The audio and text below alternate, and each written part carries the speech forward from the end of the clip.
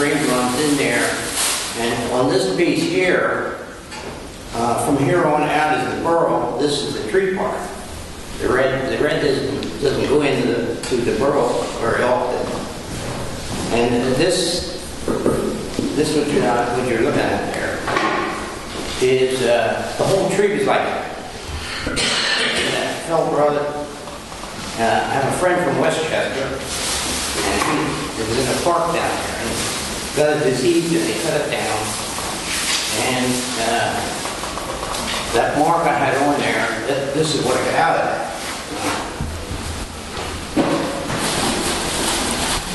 Then what's left is little small pieces.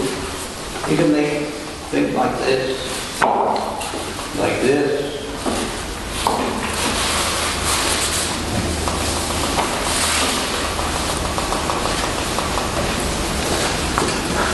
Now I didn't bring a burl along because my rope's too big.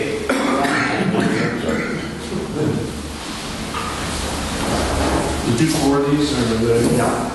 That's the side pieces that, when you turn that around, that pieces of it. It's too nice to throw away. Or to heat yourself. So Bob, do you find that there's anything special you have to do compared to just a regular bowl when you're turning the burl? Not really. Just, you try to decide what you want to use, how big you want it, and things like that. You're not worried about things flying off at you more so than a regular piece? Pardon? You're not worried about bits flying off at you more so than in a regular piece? Not one like that. It's pretty solid. It depends. It depends. Yeah. Let me just throw it too, if I can. When you get these burls, each one is going to be different. Yeah. And you really don't know what you're going to do until you start cutting. Answer your question sometime later on. This one I passed around looked really solid. I was doing a natural edge with this burl. And when I went to put the tendon on it, I had to turn the inside, of course. It looked solid. And then I found out this inclusion went all the way down through. The time I got my tendon on there, there's no way it was going to hold the piece.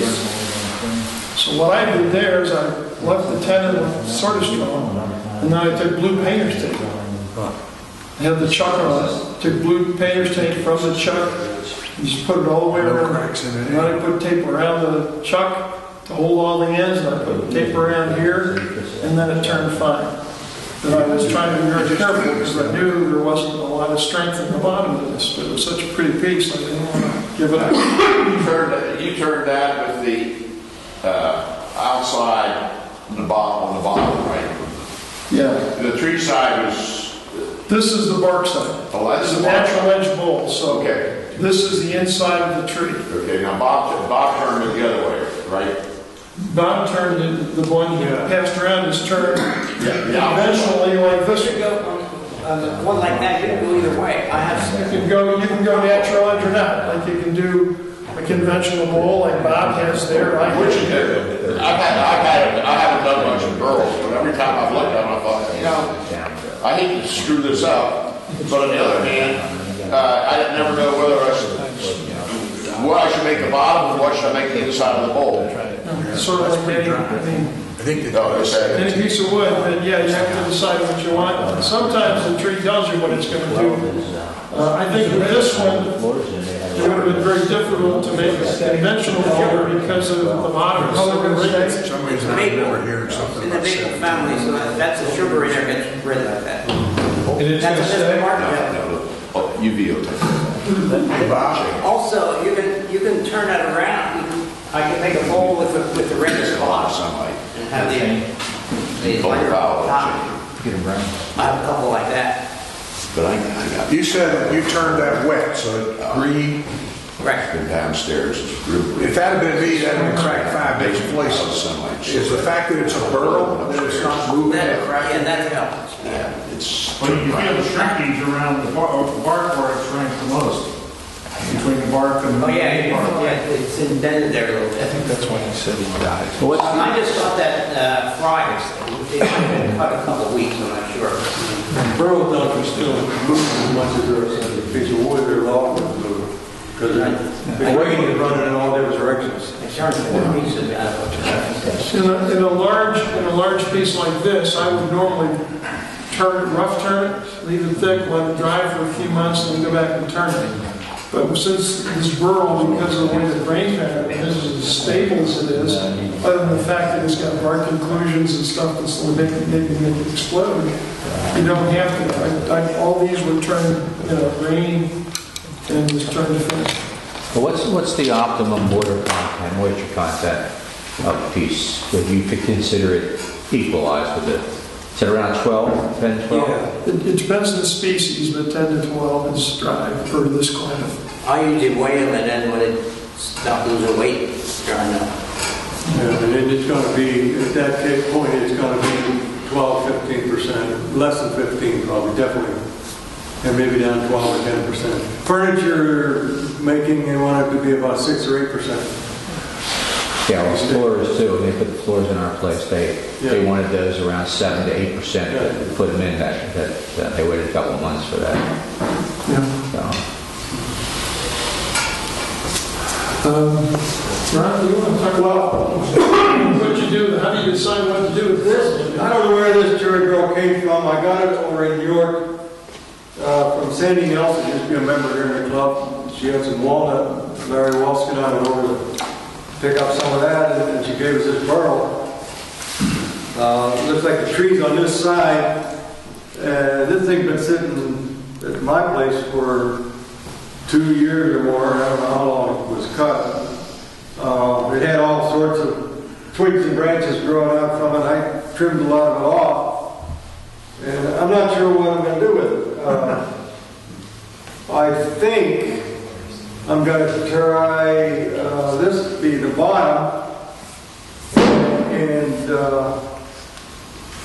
I think I want to leave the natural bark around the edge, but with these big branches here that actually expose wood and not bark, I'm not sure what that's going to look like. And what I'm thinking is to scoop out a shallow hole in the top, leave it real thick and heavy. Maybe taper the bottom down a little bit, but I'm not sure yet what I want to do with it. And anybody has any ideas? The expert burl guys, I'm looking for ideas. I would make the bottom and top. And yeah, that's what you're saying. Whatever you do is the right way. You would think that put the bottom here and turn the bowl out of this end. Yeah. How are you going to mount it? If you use the face that's going toward you, Bob, how are you going to mount that on the lathe? Well, the way I do it, I find the center on the other side there, and I drill an inch hole in there, just that far, and then I put the drive on the Spur drive will win that hole, and then people won't fly off the lathe. and I put a tenon on, and I turn around and ready to go. So you blank the entire outside when you put the entire... Well, and just what you're saying is one of the things that I've been thinking about is the other way it would be to have the bottom here, and what I'm trying to do. You might have a hole here. Yeah, you got deep inclusions in here that are going to show up. Solid wood here and here. Well, these 3 boards here. You can get a tenon. So you're going to have a pretty good opening in the bowl here, depending on how you cut it. But what my goal is, in a burl like this, is to maximize the surface that exposes the burl grain, the little burls and curlicues that you have, and try to make a shape. Bill was talking about the shape of that one bowl there. You change the shape of the piece so that it gives you more of that burl grain exposed. Now when the bob hat's going around there, if it pops out, or you like to see the red grain on it and so forth, and that happened to be a burl. We've got the red grain on the rim with the burl on the bottom, just like he said. Some of the others that I've seen them was over the shop. Some of them with the red on the bottom and the burl grain on the top, and that's another way of doing it. So you got to decide what what your goal is. And then I said, I haven't decided, and I keep thinking that this ought to be the bottom. That was one thought I had. But I'm concerned about the shape in here, but, to get a good foot on it.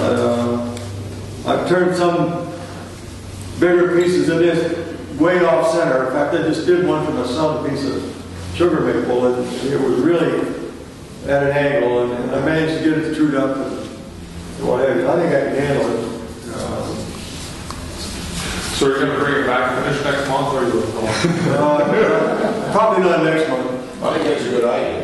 I think so too. I think we should. But I will, I'll bring it back. Even with the basket of shavings, I'll bring something back.